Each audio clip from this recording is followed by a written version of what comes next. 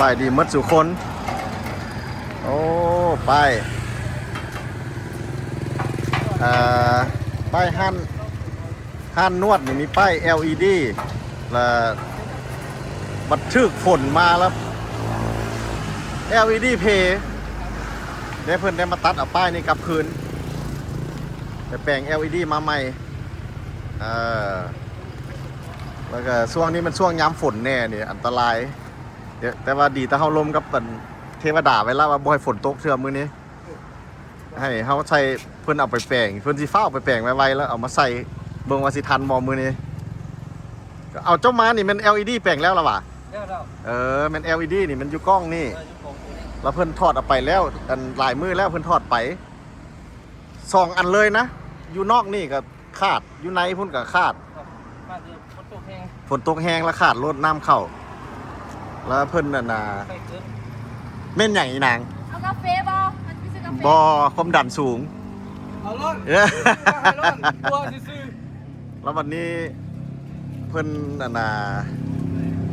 เพิ่นเอา LED ไปแล้ววันนี้ LED แปลงแล้วเพิ่นสิเอาป้ายนี้ไปใส่ LED มาให้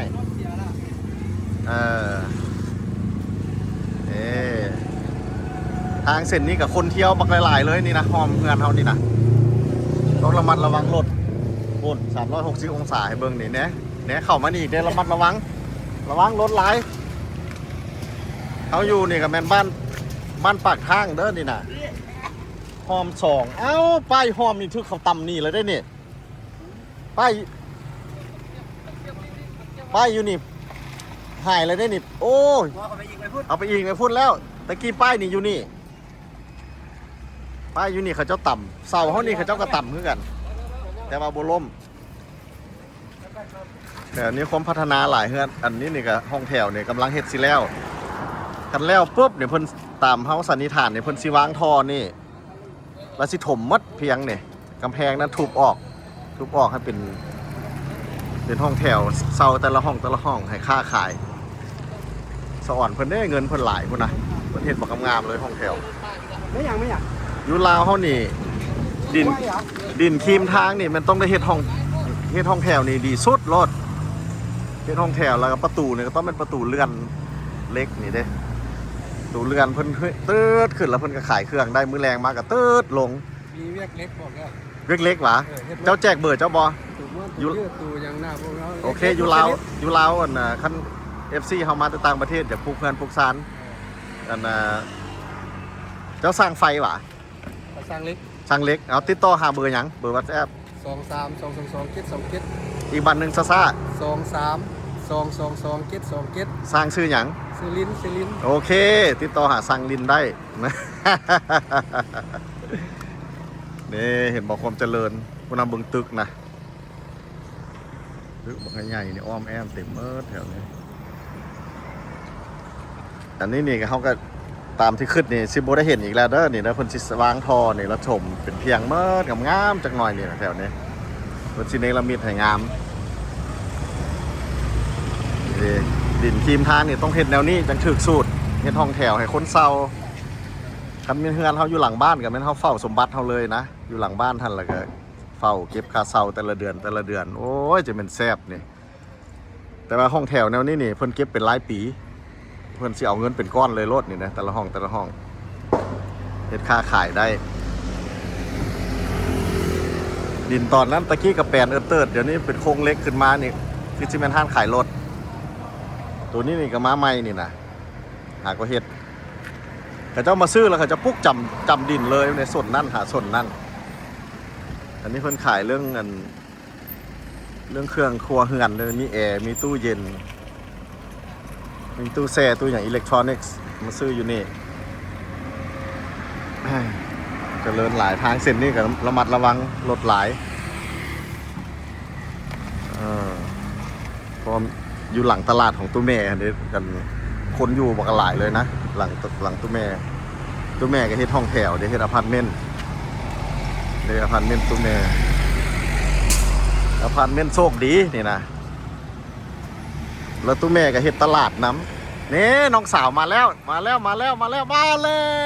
โอ้ยโอ้น้องสาวเป๊ปซี่มาให้ขอบใจเด้อ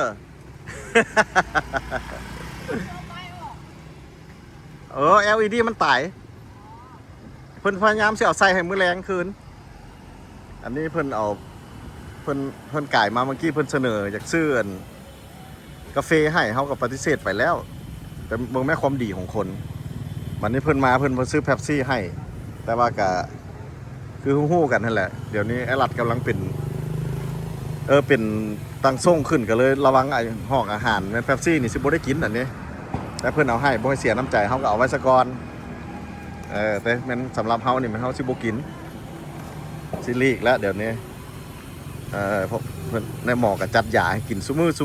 อเอ้าสิไปแล้วบ่นี่น่ะเดี๋ยวเฮ็ดแล้วจะมาใส่ให้เด้อ มื้อนี้เลย มื้อนี้เด้อ ค่อยลมกับเทวดาแล้วเพิ่นว่ามื้อแรงพูดฝนจังสิตกว่าซั่นโอเคไปขอบใจมาแล้วแซ่ดหารถเที่ยวแท้ว่าทางเสร็จนี่โอเคองก่อนเป๊ปซี่แม่นเฮานี่สิบ่ได้กินเป๊ปซี่นี่นะแต่เพิ่นเบิ่งแม่ขุดความมีน้ำใจของคนเฮาเพิ่นม้าเพิ่นก็ซื้อเป๊ปซี่ให้นี่แล้วก็อันเพิ่นนี่แม่นเฮ็ดไฟป้ายท่านใครสนใจอยากเฮ็ดป้ายบ่อยากหรือว่าเฮ็ดเสื้อเด้ไอ้รัดใจดีเฮ็ดเสื้อก็เฮ็ดน้ำเพิ่นนี่แหละเพิ่นเฮ็ดไฟป้ายนะเฮ็ดเสื้อทีเชิ้ตน้ำไอ้โจคนบ้านนอกบ่ไอ้มากินแซ่บแล้วเดี๋ยวนี้นี่มันไอ้เคียนคำน้ำนี่ได้โทรมาหาไอ้รัดแล้วเอาเบอร์เพิ่นให้แล้วไอ้เคียนคำกับสิเฮ็ดเสื้อติดต่อน้ำเพิ่นนี่ได้มีแต่ใครสนใจแล้วแซดมาหาไอ้รัดเสี่ยวเบอร์เพิ่นให้แล้วก็ติดต่อกันเลยวันไหนเพิ่นมาเป็นทีมเลยโอ้ โอเคเบิ่งแม่คนลาวเขาคนมีน้ำใจเด้พ่อแม่พี่น้องมีอย่างก็คอยเว้าคอยจ่าล้มกันได้คนลาวเขาที่เดี๋ยวนี้มันพิลึกพิโลในธุรกิจแต่ว่าสะออดคนนี้หลายเงินเพิ่นหลายเพิ่นได้บักหลายห้องได้นี่นะเบิ่งเด้อเฮ็ด2สั้นงามสุดเบิ่งเพิ่นได้จักห้อง1 2แปลว่าห้องสั้นรุมกับสั้นเทิงนี่สิเป็นอันเดียวกันแปลว่าขายเครื่องยูรุมแล้วก็ยูเทิงหันนอน1 2 3 4 5 6 7 8 9 10 11 12 13ห้องเพิ่นได้13ห้องครีมทางนี่ก็ประมาณห้องละแสนปลายบาทห้องครีมทางเดี๋ยวนี้เขาไล่ทิมว่าห้องละแสนซะ13ห้องก็เป็น13ห้องนี่มันจะเปลี่ยนอันใหม่แต่ลูกบิดห้องเบอร์ที่โทษเปลี่ยนรถดอกไฟอยู่คนเด้ห้องเบอร์8ไฟให้มันขาดตัวนึงมันขาดตันบลาดตัวนึงมันขาดดอกเปลี่ยนให้เขาเจ้าหมดเลยรถพอดีตัวได้เงินเพิ่มแล้วนี่นะ อันนี้จอยสร้างเฮาแล้วเห็นบ่จอยให้กับเป็นพนักงานของคนจีนที่มาเฝ้าหนองให้เฮาแต่เฮาก็ลอยไส้เวียกเราน้ำไส้บริการน้ำเราน้ำเหมือนเดิมโอเคเขาฮอตใส่แล้วเมื่อกี้ห้องมี13ห้องละแสนป้อละเดือนหนึ่งขึ้นเอาพ่อแม่พี่น้องเพิ่นได้เงินหลายปันใดเดือนละ30เป็น30ป้อคุณได้เงินแต่ละเดือนนะฮะนะแล้ววันนี้ส่วนหลายเขาเจ้าสิปีหนึ่งขอโทษเว้าผิดแสนหนึ่งแสนปลายแต่เขาเล่าทิมมันเป็น100,000กับปีละแสน13ป้า13แสนพ่อแม่พี่น้องอยู่เด้เขาเจ้าสิจ่ายเงินสดให้เลยแล้วเขาก็เอาเงินก้อนนั่นไปเฮ็ดไปหมุนอันอื่นเฮ็ดธุรกิจอันอื่นอีกนะโอเคเอาเจอว่าไฟลายละสิขอจบวิดีโอนี้เฮาก่อนมื้อแรงก็สิมาใหม่เพิ่นสิโทรหาเพิ่นสิฟ้าวมาใส่ให้ไวๆมื้อแรงโอเคขอบใจหมดทุกคนที่มา